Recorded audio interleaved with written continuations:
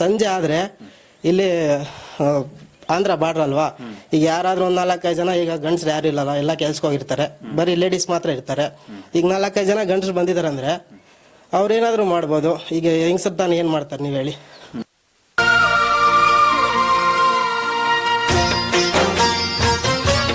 ಇಲ್ಲಿ ಆಂಬುಲೆನ್ಸ್ ಕೂಡ ಸರಿಯಾಗಿ ವ್ಯವಸ್ಥೆ ಇಲ್ಲ. ಈಗ ಯಾರಾದ್ರೂ ಎಮರ್ಜೆನ್ಸಿ ಪೇಷಂಟ್ ಏನಾದ್ರೂ ಆದ್ರೂ ಇಲ್ಲಿಂದ ಅಲ್ಲಿಗೆ ಹೋಗೋಷ್ಟರಲ್ಲಿ 3 ಅವರ್ 4 ಅವರ್ ಬೇಕಾಗ್ತದೆ. ಆಂಬುಲೆನ್ಸ್ ಬರೋಕ್ಕೂ ಇದಿಲ್ಲ. ಆಂಬುಲೆನ್ಸ್ ಬರಕ್ಕೆ ರಸ್ತೆ ಇದೆಯಾ? ರಸ್ತೆನೇ ಇಲ್ಲ ಸರ್, ರಸ್ತೆನೇ ಇಲ್ಲ. ಹಾಗಾಗಿ ನಾವು ಬೇಗ ಹಾಸ್ಪಿಟಲ್ ತಲುಪಕ್ಕೂ ಆಗಲ್ಲ, ಸಾಧ್ಯ ಇಲ್ಲ. ಮತ್ತೆ ಪೇಷಂಟ್ ಎಲ್ಲಿರ್ತಾರೆ ಹೇಳಿ? ಇನ್ನೊಂದು ರಸ್ತೆ ಆ ಥರ. ಮತ್ತೆ ಹುಡುಗರು, ಸ್ಕೂಲ್ ಹುಡುಗರು ಇಲ್ಲಿಂದ ಅಲ್ಲಿ ಹೋಗೋಕ್ಕೂ ಅವ್ರಿಗೆಲ್ಲ ಆಗಲ್ಲ. ಬರಬೇಕಾದ್ರೆ ಸಂಜೆ ಓದ್ಕೋಬೇಕಾದ್ರೂ ಕರೆಂಟ್ ಇರಲ್ಲ. ಕರೆಂಟ್ ಈ ಮಾಮೂಲಿ ಈ ಕರೆಂಟ್ ಇದೆ ಇಲ್ಲಿ, ಊರ್ ಕರೆಂಟು ಇಲ್ಲ. ಬೋರ್ ಕರೆಂಟ್ ಅಂತಾರಲ್ಲ, ಅದು 2 ಅವರು ಇಲ್ಲ 4 ಅವರು ಕೊಡ್ತಾರೆ ಅಷ್ಟೇ. ಈಗ ಹುಡುಗರು ಅಲ್ಲಿ ಏನು ಓದ್ತಾರೋ ಅದೇ, ಮತ್ತೆ ಇಲ್ಲಿ ಬಂದು ಓದಕ್ಕಾಗಲ್ಲ. ಶಾಲೆಯಲ್ಲಿ ಏನು ಓದ್ತಾರ ಅದೇ, ಯಾಕಂದ್ರೆ ಇಲ್ಲಿ ಬಂದ್ರೆ ಕರೆಂಟ್ ಇರಲ್ಲ. ಇಲ್ಲ ಏನು ಈ ಮಕ್ಕಳ ಪರಿಸ್ಥಿತಿ ನೋಡಿದ್ರೆ ಅಳ್ಳೋ ಬರುತ್ತೆ. ಈ ಒಂದು ಕಾಲದಲ್ಲಿ ಇಂಥ ಜನ ಈ ಗಡಿ ಭಾಗದಲ್ಲಿ ಮುದಗಿರ್ ಬಜರ ಗಡ್ಡೂರು ಗ್ರಾಮ ಪಂಚಾಯತಿ ಗಡಿ ಭಾಗವತ ಈ ಬಂಡುಪ್ರಳ್ಳಿ ಗ್ರಾಮದಲ್ಲಿ ಇಂಥ ಜನ ಇದಾರ, ಇಂಥ ಪರಿಸ್ಥಿತಿ ಇದೆಯಾ? ಇದು ಯಾರಿಗೆ ಮಣ್ಗಂಡಿಲ್ವಾ? ಈ ಊರ್ ಗುರ್ತಿಸಿಲ್ವಾ? ಈ ಜನ ಬೇಕಾಗಿಲ್ವಾ? ಏನು ಅಂತ ಅರ್ಥನೇ ಆಗಲ್ಲ ಸರ್.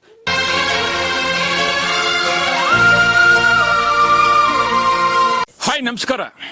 ಐಡಿಯಾ ನ್ಯೂಸ್ಗೆ ಸ್ವಾಗತ. ವೀಕ್ಷಕರೇ, ಇಂದಿನ ಕಾರ್ಯಕ್ರಮ ಏನು ಅನ್ನೋದನ್ನ ನೋಡೋಣ. ವೀಕ್ಷಕರೇ, ಇವತ್ತು ನಾವು ಕೋಲಾರ ಜಿಲ್ಲಾ ಮುಳಬಾಗಿಲು ತಾಲೂಕಿನ ಮುದಗಿರಿ ಗ್ರಾಮ ಪಂಚಾಯತಿಯಲ್ಲಿ ಇದ್ದೀವಿ, ಬಂಡೂಪುರಳ್ಳಿ. ಇವತ್ತು ನಾವು ಗಡಿ ಭಾಗದಲ್ಲಿ ಇದ್ದೀವಿ. ನೀವು ನೋಡಿರ್ಬೋದು, ನಮ್ಮ ಚಾನಲ್ ಅಲ್ಲಿ ದಿನಕ್ಕೊಂದು ಎಪಿಸೋಡ್ ಈ ರೀತಿ ಮಾಡ್ತಾ ಇದೀವಿ. ಆದ್ರೆ ಇವತ್ತು ಕರ್ನಾಟಕದಲ್ಲಿ ಹುಟ್ಟಿ ಕನ್ನಡಿಗರು ಯಾವ ರೀತಿ ಇದ್ದಾರೆ, ಕರ್ನಾಟಕ ರಾಜ್ಯದಲ್ಲಿರ್ತಕ್ಕಂಥ ಜನರ ಪರಿಸ್ಥಿತಿ ಹೇಗಿದೆ, ಕರ್ನಾಟಕದಲ್ಲಿ ಹುಟ್ಟಂತ ಹಳ್ಳಿಯಲ್ಲಿರ್ತಕ್ಕಂಥ ಕೆಲವು ಬಡವರ ಪರಿಸ್ಥಿತಿ ಏನಿದೆ ಅನ್ನೋದನ್ನ ಇವತ್ತು ನಾವು ನೇರವಾಗಿ ಇವತ್ತು ಹಳ್ಳಿಯಲ್ಲಿ ಏನಿದೆ ಅದನ್ನ ತೋರ್ಸೋಕೆ ನಾವು ದಿನಕ್ಕೊಂದು ಎಪಿಸೋಡ್ ಮಾಡ್ತಾ ಇದೀವಿ. ಮೊನ್ನೆ ನೀವು ಒಂದು ಎಪಿಸೋಡ್ ಅಲ್ಲಿ ನೋಡಿರ್ಬೋದು. ಆದ್ರೆ ಇವತ್ತು 2ನೇ ಎಪಿಸೋಡ್ ಇವತ್ತು ಬಂಡಉಪ್ರಳ್ಳಿ ಮುದಗಿರಿ ಗ್ರಾಮ ಪಂಚಾಯತಿಯಲ್ಲಿ ಇದೀವಿ. ಆದ್ರೆ ಇವತ್ತು ಊರಲ್ಲಿ ಒಂದಲ್ಲ ಎರಡಲ್ಲ ಸಮಸ್ಯೆ, ಹಲವಾರು ಸಮಸ್ಯೆಗಳಿದೆ. ಇವತ್ತು ಈ ಸಮಸ್ಯೆಗಳು ನೋಡಿದ್ರೆ ಇಡೀ ರಾಜ್ಯವೇ ಬೆಚ್ಚಿ ಬೀಳಿಸ್ತದೆ. ಇವತ್ತು ಸ್ವಾತಂತ್ರ್ಯ ಬಂದು ಇಷ್ಟು ವರ್ಷಗಳಾದ್ರೂ ಕೂಡ ಈ ಊರಿನಲ್ಲಿ ಕುಡಿಯೋಕ್ ನೀರಿಲ್ಲ, ರಸ್ತೆ ಇಲ್ಲ, ವಿದ್ಯುತ್ ಇಲ್ಲ, ಮಕ್ಕಳು ಓದೋದಕ್ಕೆ ಕರೆಂಟ್ ಇಲ್ಲ.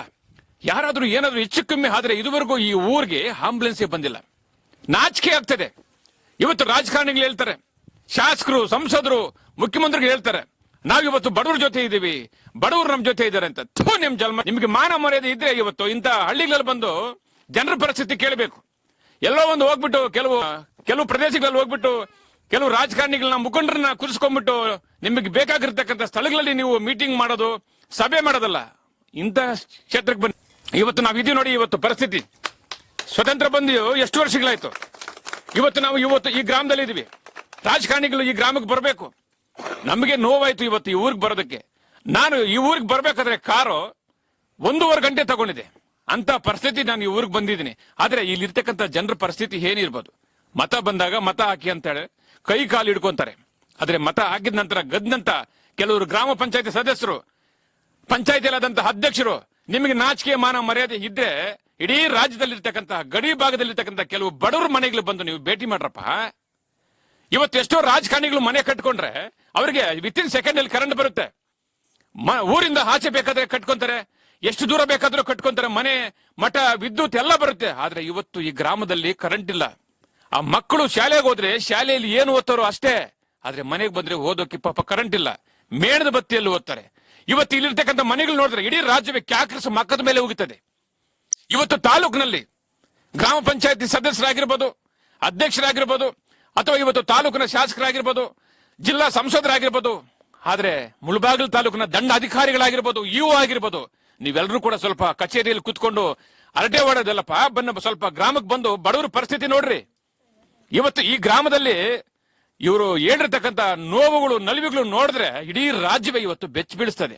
ಬನ್ನಿ, ಸಂಪೂರ್ಣವಾಗಿ ಇವತ್ತು ಈ ಗ್ರಾಮದಲ್ಲಿರ್ತಕ್ಕಂಥ ಬಡವರಿಗೆ, ಜನರಿಗೆ ಮನೆ ಇದೆಯಾ, ಮಠ ಇದೆಯಾ, ನೀರಿದೆಯಾ, ವಿದ್ಯುತ್ ಇದೆಯಾ, ಏನಾದ್ರೂ ಹೆಚ್ಚು ಕಮ್ಮಿ ಆದ್ರೆ ಆಸ್ಪತ್ರೆ ಇದೆಯಾ, ಇವೆಲ್ಲವೂ ಕೂಡ ನೋಡಿದ್ರೆ ನೋವಾಗುತ್ತೆ. ಬನ್ನಿ, ನಮ್ ಜೊತೆ ರೈತರು, ಇಲ್ಲಿರ್ತಕ್ಕಂಥ ಗಡಿ ಭಾಗದಲ್ಲಿರ್ತಕ್ಕಂಥ ಮತದಾರರು, ಸಾರ್ವಜನಿಕರಿದ್ದಾರೆ. ಅವ್ರು ಏನ್ ಹೇಳ್ತಾರೋ ನೋಡ ಬನ್ನಿ. ಕಣ್ಣು ಏನಾಗಿದೆ? ಏನಿರ್ವೆ ಅದು? ಜೇನುಳ್ಳುನಾ? ದಾರಿಯಲ್ಲಿ ಹೋಗ್ತಾ ಇದ್ರೆ ಕಚ್ಬಿಟ್ಟಿತ್ತು. ಹೌದಾ? ಹಾಸ್ಪಿಟ್ಲ್ಗೆ ಹೋಗಿದ್ದೆ? ಇಲ್ಲ. ಯಾಕೆ? ಈ ದಾರಿ ಇಲ್ಲ ಏನಿಲ್ಲ, ಹೆಂಗ್ ಸರ್ ಹೋಗೋದು? ಅಂದ್ರೆ ಈಗ ದಾರಿ ಇಲ್ದಿದ್ದಕ್ಕೋಸ್ಕರ ನೀನ್ ಹಾಸ್ಪಿಟ್ಲ್ಗೆ ಹೋಗಿಲ್ಲ. ಇಲ್ಲ. ಈಗ ಅಕಸ್ಮಾತ್ ನಿಂದು ಕಣ್ಣು ಇನ್ನೂ ಜಾಸ್ತಿ ಆಗ್ಬಿಟ್ರೆ ಏನ್ ಮಾಡ್ತೀಯ? ನೀನ್ ನಡ್ಕೊಂಡು ಹೋಗ್ಬೋದು, ಇಲ್ಲಾಂದ್ರೆ ಗಾಡಿಯಲ್ಲಿ ಹೋಗಕ್ಕಾಗಲ್ಲ, ಏನು ಮಾಡಕ್ಕಾಗಲ್ಲ. ಅಲ್ಲ ಹಿಂಗಿದ್ರೆ ಆಗಲ್ಲ. ನೀವು ಏನೋ ಒಂದು ಪ್ಲಾನ್ ಮಾಡಿ 2 ವೀಲರ್ ಆದ್ರೆ ಹೋಗಿ ಹಾಸ್ಪಿಟಲ್ ತೋರಿಸ್ಬೇಕಲ್ಲ. ದಾರಿ ಇಲ್ಲ, ಏನ್ ಮಾಡಕ್ಕಾಗದು? ಹಾ.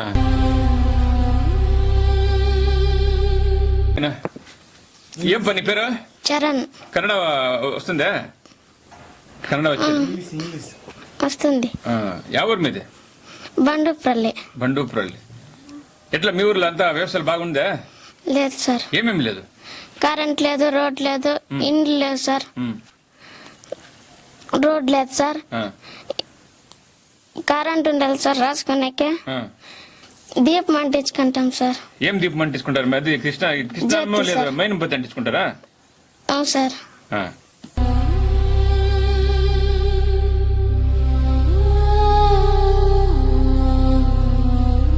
సార్ నీళ్ళు ఒకటి అయిండే అంతే సార్, అది మొన్నటికి సార్.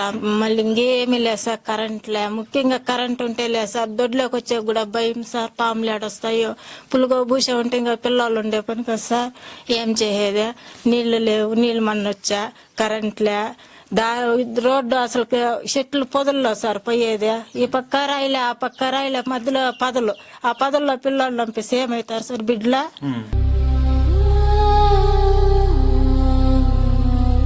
సార్ గోళ్ళంతా పడిపోతాండాయి మా ఇండ్లు పూరిండ్లు అని చెప్తా ఉన్నా కూడా ఈ చెవులో వేసుకుంటారు, ఆ చెవులో వేసి పెట్టేస్తారు.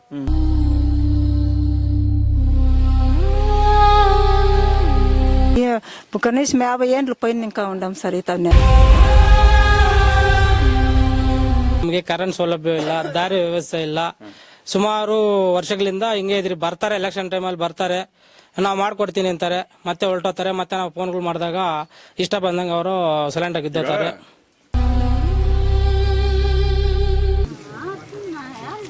మీరు హాస్పిటల్కి పోవాలంటే ఎక్కడికి పోవాలా? గంట హాస్పిటల్కి పోవాలా, నడుచుకొని అయ్యలేదు. చూపించాను. ఇంక నడుచుకొని 4 రోజులకు పోవాలి గంట హాస్పిటల్కి. నడిచేకంత తాకత్తు లేదు మాకి.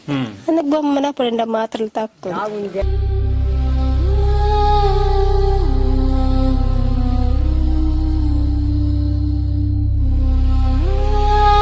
ఎప్పుడిచ్చేది వచ్చి నేను 20 ఏళ్ళు అవుతాంది ఇటుకొచ్చి. ఇల్లు లే, ఏం లే, అసలు పట్టేసుకొని ఉన్నా నా పట్టు కింద.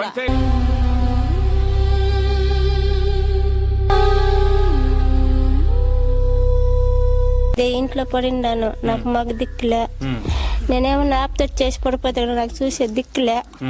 నన్ను అట్టింటి కాయలతో పడినాను, నన్ను తోడుపోయి చూపించేవాళ్ళు లేరు. వాంతులు బేదులు గుమ్మన ఉండాను. అదే నాకు దిక్కు జరిగినట్టు తోడుకొని పోయింటారు, చూపించాను. ఇంక నడుచుకొని 4 రోజులకు పోవాలి గంట హాస్పిటల్కి. నడిచేకంత తాకత్తు లేదు మాకి. అందుకు గుమ్మన పడిండ మాత్రలు తక్కువ. మీ భర్త లేదా? లేదు, మా ఇంటి కాలం అయిపోయిందా. బిడ్డలకి స్కూల్లో ఏమీ లే పడినారు, కరెంట్లు లే. మబ్బు అయిపోతే పిల్లలు ఇంట్లో వేసుకోవాలా, అదం పెట్టుకోవాలా, గమ్మున ఉండాల. వాళ్ళకి స్కూల్లే, బస్సులు వచ్చే పనిలే, ఏం చేయాలన్నా ఇట్లా పడి సాయాల మేము.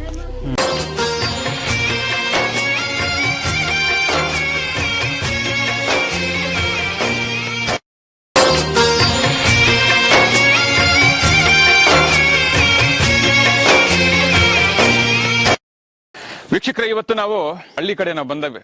ಸೊ ನಮಗೆ ಗೊತ್ತಿಲ್ಲ, ನಮ್ಮ ಸ್ನೇಹಿತರು ನಿನ್ನೆ ಒಂದು ವಿಡಿಯೋನ ನಾವು ಮಾಡಿದ್ವಿ.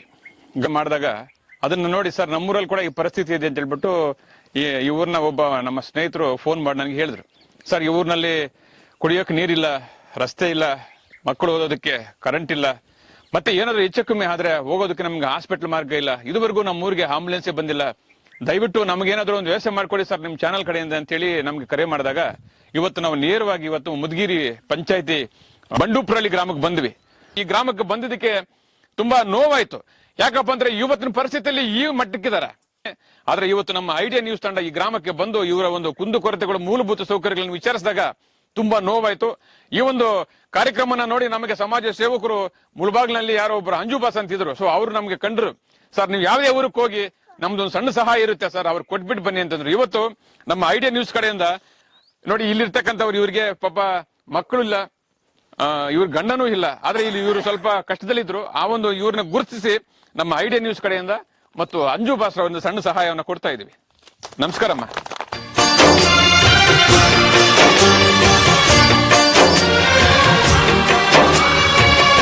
ಎಲ್ಲ ನನ್ನ ಪ್ರೀತಿಯ ಕನ್ನಡಾಭಿಮಾನಿಗಳಿಗೆ, ಕಲಾಭಿಮಾನಿಗಳಿಗೆ ನಿಮ್ಮ ಪ್ರೀತಿಯ ಶಿವಾರ ಉಮೇಶ್ ಮಾಡೋ ನಮಸ್ಕಾರಗಳು. ಕೋಲಾರದ ಸಮಸ್ತ ಬಂಧುಗಳು, ಕರ್ನಾಟಕದ ಎಲ್ಲ ಕಲಾಭಿಮಾನಿಗಳು, ಕನ್ನಡಾಭಿಮಾನಿಗಳು ಈ ಐಡಿಯಾ ನ್ಯೂಸ್ ಚಾನಲ್ನ ಸಬ್ಸ್ಕ್ರೈಬ್ ಮಾಡ್ಕೊಳ್ಳಿ, ಬೆಂಬಲಿಸಿ, ಆಶೀರ್ವದಿಸಿ, ಆನಂದಿಸಿ, ವಿವೇಚಿಸಿ, ವಿಚಾರಿಸಿ. ಐಡಿಯಾ ನ್ಯೂಸ್ ಚಾನಲ್ಗೆ ತಾವೆಲ್ಲರೂ ಕೂಡ ಚಂದರ್ರಾಜ್. ಧನ್ಯವಾದಗಳು.